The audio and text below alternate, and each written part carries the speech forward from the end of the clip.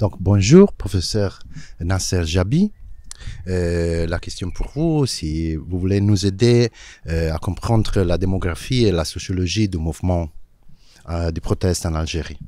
Oui, on a eu depuis le 22 février un grand mouvement de protestation, ce que les Algériens appellent Hirak. C'est un mouvement qui s'est déclenché le 22 dans les grandes villes algériennes, dans presque 30 villes algériennes, et qui a fait sortir des millions d'Algériens dans la rue pour protester contre le cinquième mandat du président Bouteflika qui voulait se présenter pour son cinquième mandat. Donc, et depuis, on a eu 16 jusqu'à maintenant, 16 semaines de protestation. On a eu, le Hirak a bien évolué jusqu'à maintenant. Il est resté pacifique. Il est resté représentatif de la sociologie de l'Algérie. C'est-à-dire avec beaucoup de jeunes, beaucoup de femmes surtout dans les grandes villes, d'autres générations. Il n'y a pas que les jeunes. Il y a des familles, les Algériens sortent en famille, et sortent avec femmes, enfants, ils sortent avec leurs gosses pour protester tous les vendredis depuis le 22.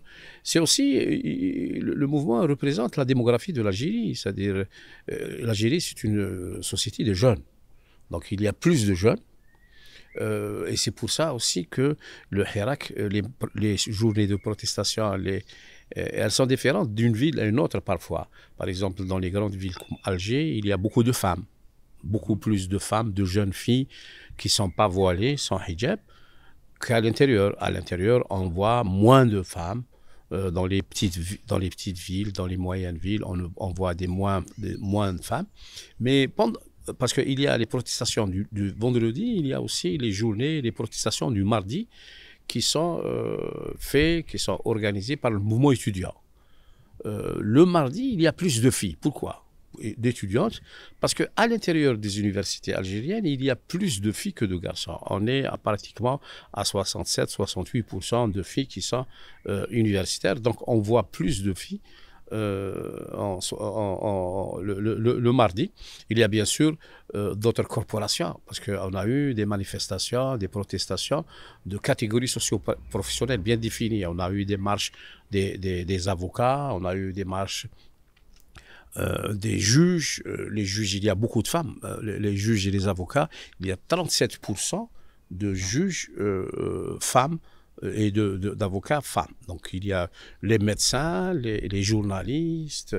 Donc en fait, c'est ça, c'est ce qui m'a permis de dire que le Hirak, les journées de protestation, les manifestations de vendredi, de mardi, et il ne faut pas oublier aussi les dimanches à l'extérieur de l'Algérie, en Europe. On a des manifestations d'Algériens qui vivent en Europe, en France spécialement, et maintenant au Canada et aux États-Unis. Donc c'est toute la population algérienne qui sort les vendredis, les dimanches et les mardis. Et qui représentent, ces manifestations représentent en gros les grandes caractéristiques sociologiques et démographiques de la société algérienne. Donc merci beaucoup pour cette description du mouvement Hirak. Dans le cadre de ce mouvement, on peut dire qu'ils sont émergés des nouvelles figures. Oui.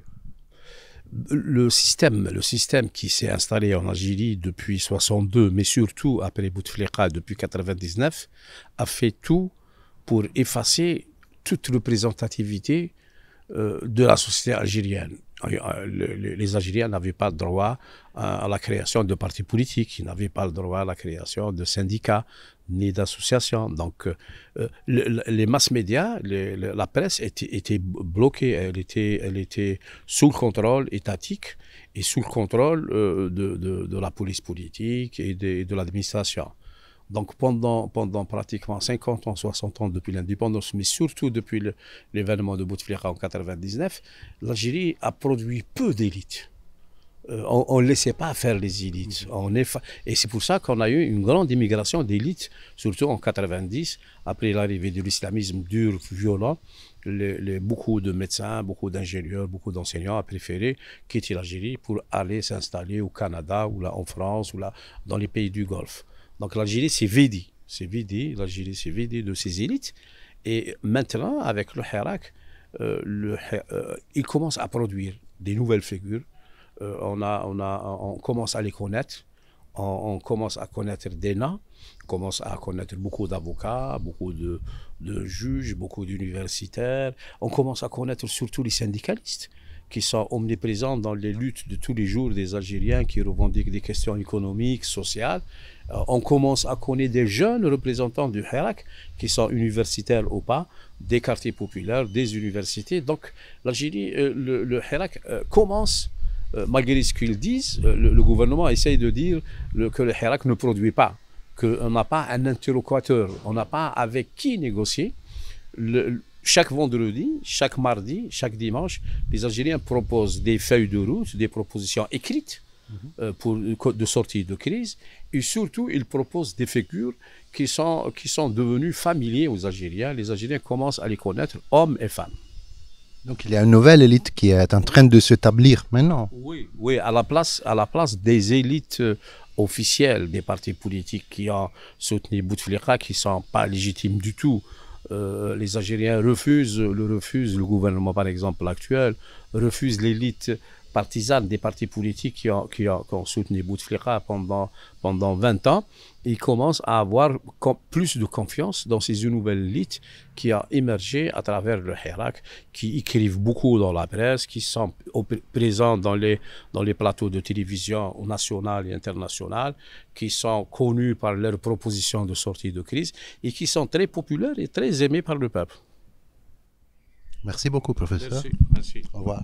Au revoir.